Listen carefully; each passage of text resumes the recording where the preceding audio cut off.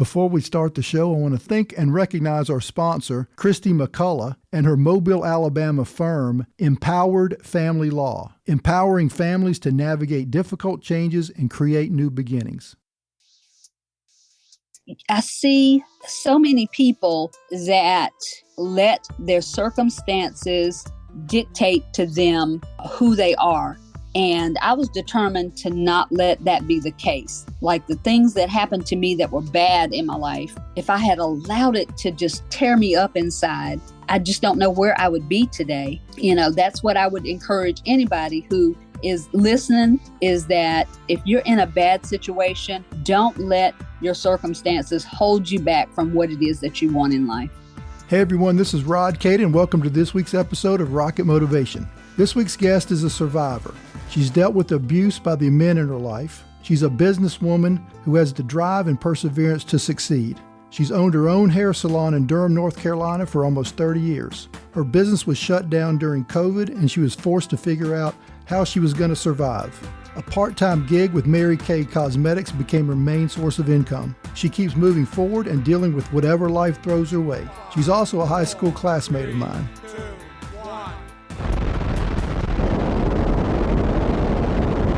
Stephanie Goolsby Savage, welcome to Rocket Motivation. Awesome. Thank you so much for having me, Rod. I'm excited about sharing my story. All right. So Stephanie, do this. Let's tell us where you are now in your life, kind of where you live, what you do, family, kind of catch us up.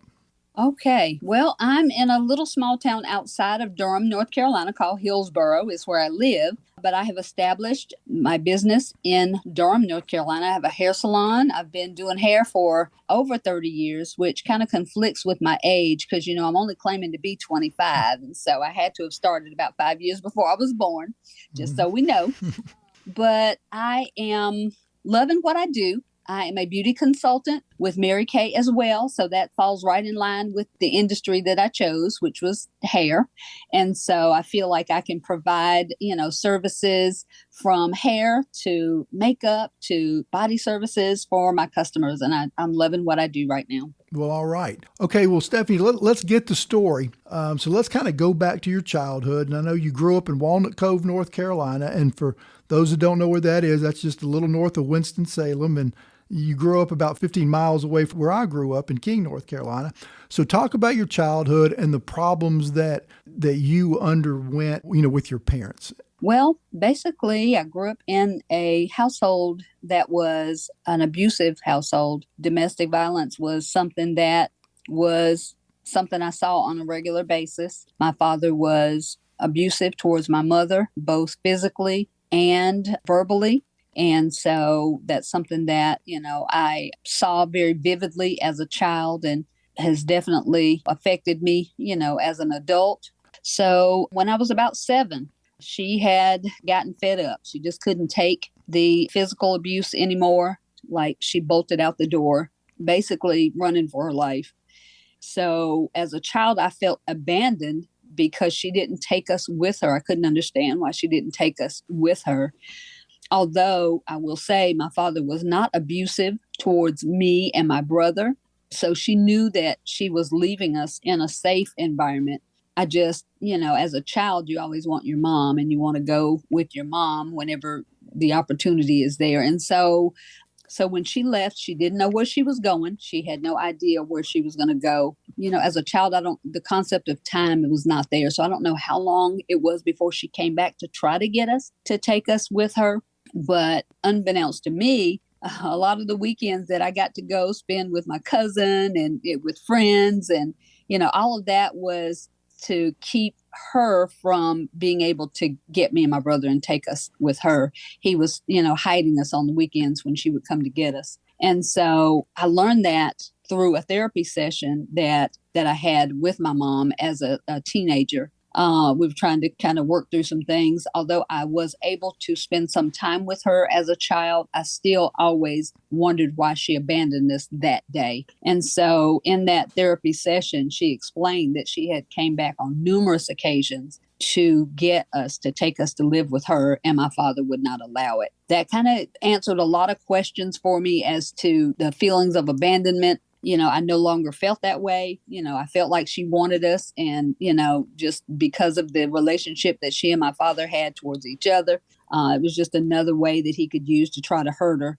So I know in 1984, you graduated from high school with me, and I know you eventually want to do hair. So tell us about how you get into wanting to do hair and then, getting your salon. So kind of walk us through that. Well, initially, I started off working the Pizza Hut in Madison, North Carolina, and I worked there until I became assistant manager, and they hired a new manager that he and I did not see eye to eye, and unfortunately, I got fired. And so from that point, I realized I always wanted to do hair. And so, really, he done me a favor. It gave me the push to pursue what I really wanted to do. Started cosmetology school, and from there, started working in the hair industry. And I had been doing hair for about a year or so. And when I opened up my own salon, and so that was an awesome experience to be able to transition from, what I've gone through, as a child to, kind of fixing my mind on being self-sufficient and not being dependent on anyone to take care of me. I think that was part of my thought process in wanting to have my own salon. And so, oh my goodness, the salon I actually started a salon with my son's father. We were in a relationship for about 4 years. And the relationship ended when he became abusive towards me. So I knew that I had to leave that salon situation. I could no longer stay there with him. And so I left there. Didn't have the means really to get a loan to start that salon. One of my customers actually had given me a loan of $800 to purchase the equipment that I needed to get the business started. And so when I left the salon that I had started with my son's father, I took just what I needed, just enough to start to have another place. And eventually I did get to the point to where I was able to open up another salon. Things went well from there. I actually became a platform artist. I don't think I mentioned that to you before. A platform artist with Design Essential products, which I continue to do this day. My business was thriving and doing well. I had been doing hair for over 30 years in the same location. And then the pandemic hit. Hey, Stephanie, before we get there, though, I want to kind of go back. So you start, I mean, I know you go to cosmetology school and you work in a hair salon for somebody else, but then, you start your own and then you with your boyfriend at the time, and then that relationship ends and you got to start another one. I guess it takes a little bit of courage to step out and to start your own business. How did that come about? I mean, just the internal, I want to do my own thing. I think initially, before I started cosmetology school, it wasn't in me. Like I had never seen anybody that I knew have their own business.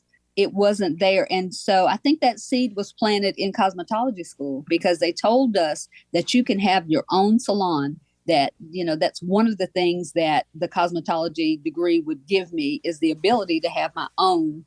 And so I began to dream at that point, okay, so I can have my own salon. I had named it Hairstyles of the Rich and Famous. I started to dream at that point. And then you're right, it does take courage. And I was afraid of not doing it. I was afraid of not stepping out and getting out on my own because, as I said, I was in a relationship that was abusive. And so I didn't want to go down the same road that I had saw my mom go down. And so I knew that I needed to do something different. I needed to do something different for my son, and I needed to do something different for me. And so I think that that's what gave me the courage to step out and to have my own place. Yeah. And, so the second salon that I opened was my own, no one else. It was just me. Stephanie, let's talk about, I know you had another relationship after the one where, it ended because of the abuse. You have another relationship. Mm-hmm. Tell us about that. Okay. So the next relationship, I guess 2 or 3 years later, met someone else that was introduced to me through a friend. We were in a relationship for about 4 years. And the relationship was good until it wasn't, if that makes any sense. What I came to realize was that he had an addiction that caused him to be a whole nother person. And, part of my personality is a fixer. I wanted to try to fix him. I wanted to try to help him. And, that's something that a person has to come to their own realization that they have to get help for themselves. And, it's just unfortunate that he decided, that he couldn't control himself. He was taking drugs. So that relationship ended abusively as well. There was some abuse there. And, I kept on excusing it, saying that he wasn't himself because, he was under the influence of drugs. When he wasn't on drugs, he was such a good person. I kept excusing it away. And one day he was violent towards me in front of our then baby girl. So now I've had another child, and I vowed that my children would not grow up in a home where there was abuse going on. And so that was the end of that relationship as well. And so it just seemed to be able to pick them, Rod, I tell you. So then some years later, I was single for a while. Some years later, ran into someone that I used to date, when we were teenagers. And, we were at a point in our life to where, we both had been through, bad relationships. And so we decided to give it a try. We had dated for a few months and decided, you know what? You're settled, I'm settled. He had 2 kids, I had 2 kids. So we decided, you know what, let's provide a home for our kids. And so we married, and we were married for almost 10 years. And I don't know what happened with him or with our relationship, but it got to the point to where he was verbally abusive. I was a little bit afraid of him because he was a big man, and sometimes he could be verbally abusive, but it wasn't until he actually was physically abusive towards me that I finally, the light bulb came on and said, okay, Steph, you can't. At that point, we had 5 kids. He had his 2 girls, and I had my son and daughter, and then we had a child together. There's one thing that I had decided when I was a child that I would never put up with, and that was abuse. I would never put up with physical abuse. And so he and I divorced, or he left actually, because I just wasn't willing to put up with it anymore. So that relationship ended abusively as well. So I just have determined that my picker is broken, Rob. Well, Stephanie, the thing is that, we're still alive. So you might get lucky on one. But let me ask you this. How was, dealing with the kind of abusive relationships kind of in your love life, how has that affected you or shaped you? I don't know. I think the saying that what doesn't kill you makes you stronger just came to mind. And, I think that strength started back when I was a little girl to see, what my mom went through and how strong she was as a result of it, and, how much of a go-getter she was. And so I think that, that because of the things that I have gone through, that it has made me a better person or a different person. I'm definitely willing to do what I need to do to take care of my family. But at the same token, wanting to be a voice for little girls out there to say that you don't have to put up with that to be happy. You don't, because I'm very happy right now. Okay, you mentioned this earlier. So now your salon's going, everything's going good, and then COVID hits. Tell us about that. Oh, my goodness. That I felt like a rug had been yanked from underneath me because I'm a hard worker. I've always worked hard, and I've never, ever been in a situation like that. And I'm sure I'm not the only one that felt that way. But they closed the salons, Rod. They closed the salons, which meant I had 0 income coming in from my plan A. And so I think for about the first week, I was depressed. I was in the bed crying because I just did not know what I was going to do. And of course, crying and praying. And so light bulb came on. It was like God said, ma'am, you do have a little job that you have not really given your devotion to at all. You really haven't, given it any time much at all that you could use to take care of your family, because there are many, many, many women out there who are making 6 figures or more with their Mary Kay business. And so I was like, oh my goodness, I'm going to get to work. And so that's what I did. And I think you were dabbling in Mary Kay a little bit before COVID it hit, so you devote all your time to it. Absolutely. So by the time COVID hit, I had been in my Mary Kay business for about maybe 6 to 8 years, something like that. But honestly, I was not working it to its fullest. I I say that I had a closet Mary Kay business because that's where my kit was, in the closet.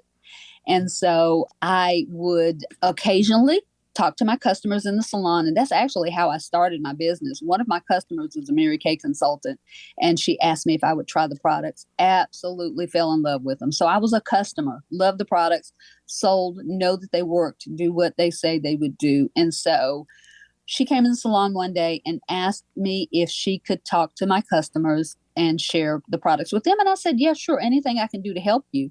She made $300 in my salon that day, Rod. And that day I changed my mind. I changed my thought pattern with regards to my Mary Kay business, but I still was only working it at a part-time level at best. But when the pandemic hit, I was like, oh no, you got to do something different, Stephanie, in order to be able to take care of your family. And so that's when my mind shifted. And I started looking at my Mary Kay business to figure out, okay, how can I work this business to be able to replace the income that I was making in the salon? Right. Well, and the way I found you as a potential guest for the show is, we're friends on Facebook, and I see this big success that you've had with Mary Kay. And of course, I didn't know all this backstory. And so I took the chance and shot you a text and say, hey, you want to talk? But so, I mean, it's your Mary Kay success that I thought, hey, this might be a good story. Little did I know it had all these other great things about you and the things you've gone through in your life and how just impressive and inspirational you are. Talk about the success. Once you decided, I'm going to really put some effort into Mary Kay, talk about the success. So I decided that I was going to work my Mary Kay business. So basically what that requires is for me to just make somebody feel beautiful every day. That's Mary Kay's motto. And so I started reaching out to a lot of my friends, people that I went to school with, using social media like Facebook. And it was awesome. Like, people were saying, oh yeah, sure. We can hop on and do a Zoom. I learned a little bit about technology, learned how to use Zoom. And so I would do Zoom facials. And the next thing I know, my director said, Stephanie, do you realize that you're at the first level of management? Like, you're in your red jacket, because I had helped 3 people to start their business. And I was like, oh my goodness, I was so excited. And she said, and with just a little bit more, you could be on target to earn your first car in Mary Kay. So I started working hard, because that was something that was just a dream for me, to be able to get to that point in my business to earn a car. And so that was in September of 2020. And so she said, just a little bit, if you push a little bit harder, then you could actually earn your car. And so by February of 2021, I had earned my car. And so I was so excited. And so basically, she was saying just a little bit more and you can earn the next level of management with Mary Kay. You could be a director, which means that you helped 30 people to build their business. And so she was like, just a little bit more of a push and you can do that. And so that's still my goal. I'm still currently working to, get into my directorship with Mary Kay. But I just am excited about the opportunity of what that business can offer. And, one of the pictures, I think it may have been one of the pictures that you saw, was me actually getting to walk across seminar stage at Mary Kay. This was our first year since the pandemic that we actually had our Mary Kay seminar in person. And so I was so excited that I got to walk across seminar stage as Princess Court in personal sales. And so that is an amazing goal to reach. And so Mary Kay has just been an awesome way for me to supplement my income. My goal is to actually flip it to where I'm working Mary Kay full-time and in the hair salon part-time. And I'm slowly, working towards that. And so it has been an amazing journey to go from not having a business at all to being a business owner, to then being shut down by COVID, to then now continuing my journey in Mary Kay. It's been awesome. You reopened the hair salon, so you're doing 2 things now. That's right. Yep. I'm doing two things full time right now. I'm doing two things full time or two things part time, however you want to look at it. But I'm definitely gunning to flip it to where I am working my Mary Kay business more full time and then the hair salon part time. But yes, I'm doing both businesses. Hair salon mostly during the week, Mary Kay on the weekend. Stephanie, your desire to succeed, where did that come from? Oh, man. I see so many people that let their circumstances dictate to them who they are. And I was determined to not let that be the case. Like the things that happened to me that were bad in my life. But it's like there's so many things that happened to me that if I had allowed it to break me, if I had allowed it to just tear me up inside, I just don't know where I would be today. But what I did was I used those things that happened to me as a stepping stone to make myself better and to say, because this is what happened, that does not mean that that's who I am or that's what I am. You know, that's what I would encourage anybody who is listening to this podcast right now, is that if you're in a bad situation, you know, that does not mean that you're a bad person. If you're in a bad situation, don't let your circumstances hold you back from what it is that you want in life. Well, and you know, one thing about it is you've always worked hard. Yeah. Where does this work ethic come from? My mom, Mama was a hard worker. You know, when she left my dad, she not only worked in Burlington Mills in Burlington for many, many years, but she also had two jobs that she did other than that. She worked with the newspaper, delivering newspapers to the newspaper racks. And then she also had her own business, her own cleaning business, where she cleaned businesses on the weekend. Unfortunately, she passed in 2005. But I definitely owe all of that to her. She was a hard worker. Stephanie, through all this, what have you learned about yourself? Probably that I'm stronger than I thought I was. I am smarter than I believed that I could be, that I am, you know, that I have the ability to do whatever I set my mind to, you know, because I didn't believe those things about myself, you know, at one point in my life. Why not? Why didn't you believe those things? And now that you've learned based on how you've lived your life that you are a strong person and you are a smart person, but why was it that you initially didn't believe that? Well, I think it's because of the abusers in my life, you know, made me believe that or feel that way. And, you know, seeing the things that my mom went through and the way that my dad would talk to her made me think that way about women.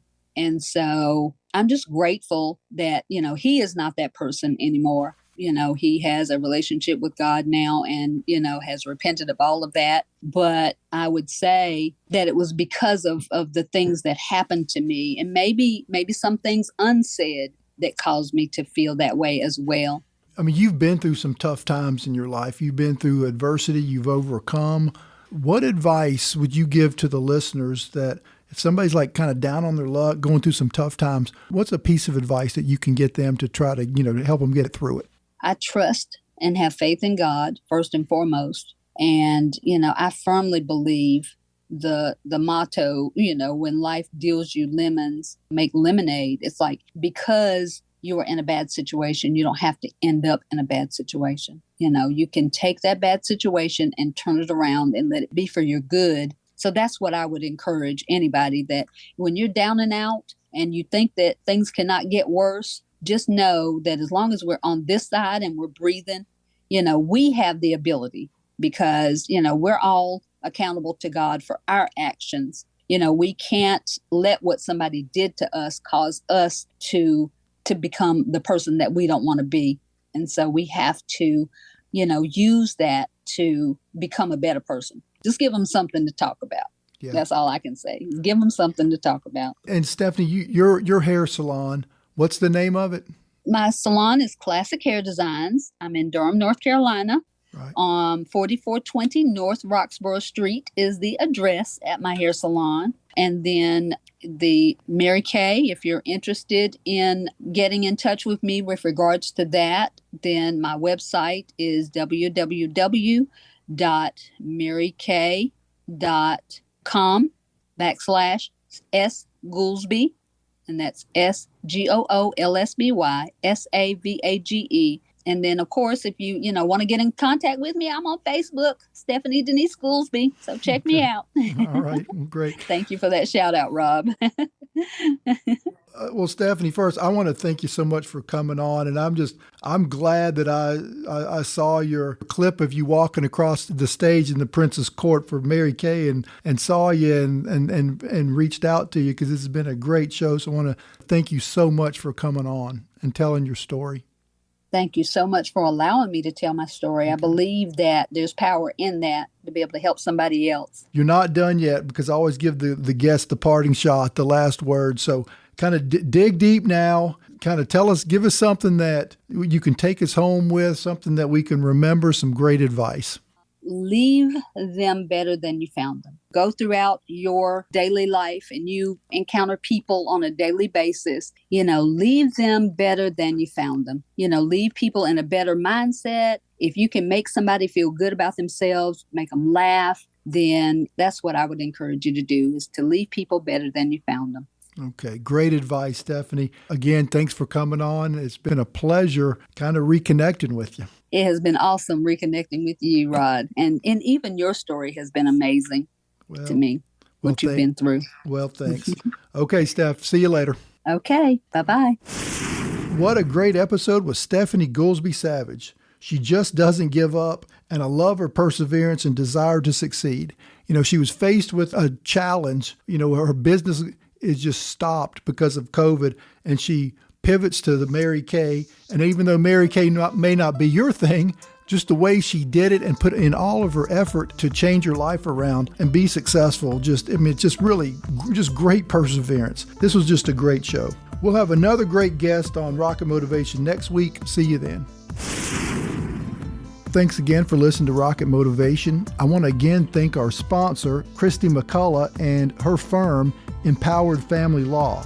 Listeners in the Mobile County, Alabama area, get in touch with Chrissy and Empowered Family Law for all your family law issues and needs. If you would like to get my book, Get Back Up, it's available at Amazon. Just put in Get Back Up and my name, Rod Cade, and the book will pop up. I'd appreciate it if you would subscribe to Rocket Motivation wherever you listen to your podcasts. And please rate and review the shows and spread the word about Rocket Motivation to your friends. So until next time, remember, never give up and always get back up.